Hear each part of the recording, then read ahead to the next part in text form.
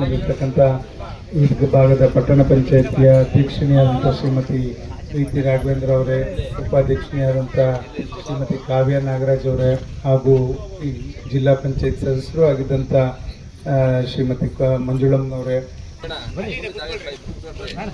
ಪ್ರತಿನಿಧಿಗಳು ಸೇರಿ ಇವತ್ತು ಎಲ್ಲರ ಮನೆ ಬಾಗಿಲಿಗೂ ಕೂಡ ಅಧಿಕಾರ ಕೊಂಡೊಯ್ಯತಕ್ಕಂಥ ನಿಟ್ಟಿನಲ್ಲಿ ನಾವು ಇವತ್ತು ಕಾರ್ಯೋನ್ಮುಖವಾಗಿ ಕೆಲಸವನ್ನು ಮಾಡ್ಕೊಂಡು ಬರ್ತಾ ಇದ್ದೇವೆ.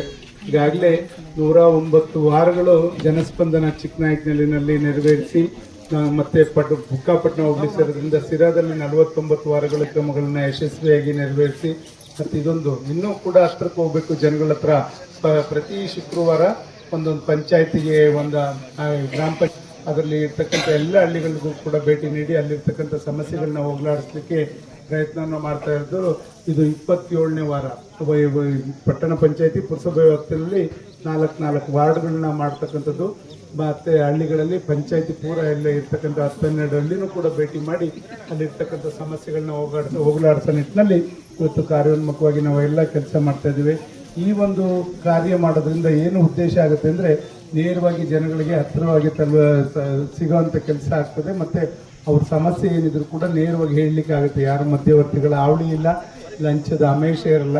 ನೇರವಾಗಿ ಬಂದು ನಿಮ್ಮ ಕೆಲಸವನ್ನು ಮಾಡಿಸ್ಕೊಂಡು ಹೋಗ್ಲಿಕ್ಕೆ ಇದೊಂದು ಸದಾವಕಾಶ ಇರ್ತದೆ. ಇದನ್ನು ದಯಮಾಡಿ ತಾವೆಲ್ಲ ಉಪಯೋಗಿಸ್ಕೊಂಡು ತಮ್ಮ ಸಮಸ್ಯೆಗಳನ್ನ ಹೋಗಲಾಡಿಸಿ ಒಂದು ಒಳ್ಳೆ ರೀತಿಯಲ್ಲಿ ಕೆಲಸವನ್ನು ಮಾಡಿಕೊಂಡು ಹೋಗೋಣ ಅಂತಕ್ಕಂಥದ್ದನ್ನ ಈ ಸಂದರ್ಭದಲ್ಲಿ ಹೇಳ್ತಾ, ಬನ್ನಿ ಬೀರಪ್ಪನವ್ರಿಗೂ ಕೂಡ ರೈತ ಸಂಘದ ಅಧ್ಯಕ್ಷರಾದಂಥ ಬೀರಪ್ಪನವ್ರಿಗೂ ಸ್ವಾಗತವನ್ನು ಕೋರ್ತಾ ಚೇರ್ಗಳನ್ನು ಇವತ್ತು ನಾವೆಲ್ಲ ಒಟ್ಟಾಗಿ ಸಾರ್ವಜನಿಕರ ಸಮಸ್ಯೆಗಳನ್ನ ಹೋಗಲಾಡಿಸಿ ಇವತ್ತು ಕ್ಷೇತ್ರ ಯಾವುದೇ ಒಂದು ತಾರತಮ್ಯ ಇಲ್ಲದಂಗೆ, ಯಾವುದೇ ಒಂದು ಜಾತಿ ಇಲ್ಲ, ಪಕ್ಷದ ಭೇದ ಭಾವ ಇಲ್ಲದ ರೀತಿಯಲ್ಲಿ ಈ ಕೆಲಸವನ್ನು ಮುಂದುವರಿಸ್ಕೊಂಡು ಹೋಗ್ತಾ ಇದ್ದೇವೆ.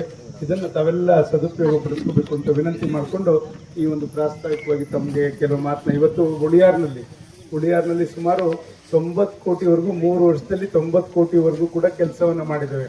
ಅಮೃತ್ ಇರ್ಬೋದು, ಆಸ್ಪತ್ರೆಗೆ 7.5 ಕೋಟಿ ಇರ್ಬೋದು, ಈ ಥರ ರಸ್ತೆಗಳು ನಿಮ್ಮ ರಸ್ತೆಗಳು ಹೇಗಿದ್ವು ಹೇಗಾಯಿತು ಅಂತ ನಿಮಗೆ ಗೊತ್ತಿದೆ. ಇದೆಲ್ಲ ಒಂದು ಒಳ್ಳೆ ರೀತಿಯಲ್ಲಿ ಅಭಿವೃದ್ಧಿನೂ ಕೂಡ ಮಾಡಿಕೊಂಡು ಎಲ್ಲರೂ ಕೂಡ ಒಂದು ಸ್ವಚ್ಛತೆಯನ್ನು ಕಾಪಾಡಲಿಕ್ಕೆ ಇವತ್ತು ಮುಂದಾಗಿದ್ದೇವೆ ಅಂತಕ್ಕಂಥದ್ದನ್ನ ಈ ಸಂದರ್ಭದಲ್ಲಿ ಹೇಳ್ತಾ, ಮುಂದಿನ ದಿನಗಳಲ್ಲಿ ಈಗಾಗಲೇ ನಾನು ಸೆಪ್ಟಮಿಸಡಿನಲ್ಲಿ ಉಳಿಯಾರ್ ಪಟ್ಟಣದ ಎಲ್ಲ ಭಾಗದಲ್ಲೂ ಕೂಡ ಸಿಮೆಂಟ್ ರಸ್ತೆಗಳು ಮತ್ತು ಕುಡಿಯೋ ನೀರಿನ ವ್ಯವಸ್ಥೆ ಮಾಡಲಿಕ್ಕೆ ಈಗಾಗಲೇ ನಾವು ಕಾರ್ಯಕ್ರಮನ ರೂಪಿಸಿದ್ದೇವೆ.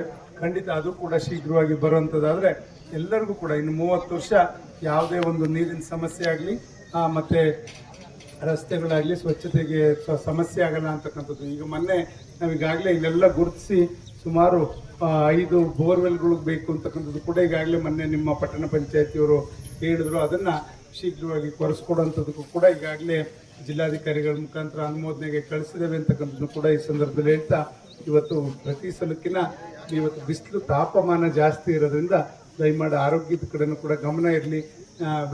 ತಂಪು ಹೊತ್ತಿನಲ್ಲಿ ನಿಮ್ಮ ಕೆಲಸ ಕಾರ್ಯಗಳು ಮಾಡಿಕೊಂಡು ಬಿಸಿಲಲ್ಲಿ ಸ್ವಲ್ಪ ವಿಶ್ರಾಂತಿ ಪಡೆಯುವಂಥದ್ದನ್ನ ನೀವು ಮಾಡಿಕೊಂಡ್ರೆ ನಿಮ್ಮ ಆರೋಗ್ಯಕ್ಕೂ ಕೂಡ ಸೂಕ್ತ. ಯಾಕೆಂದರೆ ಡಿಹೈಡ್ರೇಷನ್, ಏಕೆ ನೀರಿನ ದಾಹ ಜಾಸ್ತಿ ಆಗ್ತದೆ. ಖಂಡಿತ ಇವತ್ತು ಆರೋಗ್ಯವನ್ನು ನಾವೆಲ್ಲರೂ ಕೂಡ ಈಗ ನಾವು ನೋಡ್ತಾ ಇದ್ದೇವೆ. ಯಾರೋ ಹಿಂದೆಲ್ಲೇ ಹೇಳ್ತಾ ಇದ್ವಿ ಪ್ಲೇಗ್ ಬಂತಂತ ಹಿಂಗಾದ್ರಂತೆ ಅಂತ. ಈಗ ನಮ್ಮ ಕಣ್ಮುಂದೆನೇ ನಾವೆಲ್ಲ ಕಾಯಿಲೆಗಳನ್ನ ನೋಡ್ಬಿಟ್ಟಿದ್ದೀವಿ. ಈಗಿದ್ದವ್ರಿಗಾದರೂ ಕರೋನಾ ಅಂತಕ್ಕಂಥ ಮಹಾಮಾರಿ ಬಂದು ಅಕ್ಕಪಕ್ಕದಾಗ ಇದ್ದಂಥವ್ರನ್ನೇ ನಾವು ಕಳ್ಕೊಂಡಿದ್ದೀವಿ. ಆದ್ದರಿಂದ ಆರೋಗ್ಯ ಮುಖ್ಯ. ನಾವು ದುಡಿದು ಕೊನೆಗೆಲ್ಲ ಆಸ್ಪತ್ರೆಗೆ ಇಡೋದಕ್ಕಿಂತ ನಾವು ದುಡಿದು ನಾವೇ ತಿಂದು ಖುಷಿಯಾಗಿರೋಂಥ ರೀತಿಯಲ್ಲಿ ನಮ್ಮ ಆರೋಗ್ಯವನ್ನು ಕಾಪಾಡ್ಕೊಳ್ಳೋದಕ್ಕೆ ನಾವೆಲ್ಲ ಪ್ರಯತ್ನ ಮಾಡೋಣ ಅಂತಕ್ಕಂಥದ್ದನ್ನ ಈ ಸಂದರ್ಭದಲ್ಲಿ ಹೇಳ್ತಾ, ಇಲ್ಲಿ ತಮ್ಮ ಜೊತೆ ಕೆಲವು ಮಾತನ್ನ ಹಂಚ್ಕೊಳ್ಳಿಕ್ಕೆ ಅವಕಾಶ ಮಾಡಿಕೊಟ್ಟಂಥ ಸರ್ವರಿಗೂ ನನ್ನ ಮಾತು ಮುಗಿಸ್ತೇನೆ. ಜೈ ಹಿಂದ್, ಜೈ ಕನ್ನಡ.